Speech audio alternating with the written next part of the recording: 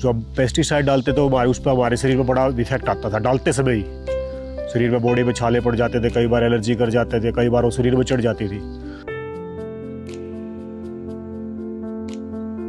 मैं कुलदीप सिंह, गांव दीवाना, तहसील व जिला पानीपत, हरियाणा का हूँ और मैं पिछले 8-10 साल से ऑर्गेनिक खेती कर रहा हूँ और ऑर्गेनिक खेती से हमारे को बहुत बेनिफिट हुए हैं। जब पेस्टिसाइड डालते तो उस पर हमारे शरीर में बड़ा इफेक्ट आता था, डालते समय ही शरीर में, बॉडी में छाले पड़ जाते थे, कई बार एलर्जी कर जाते थे, कई बार वो शरीर में चढ़ जाती थी।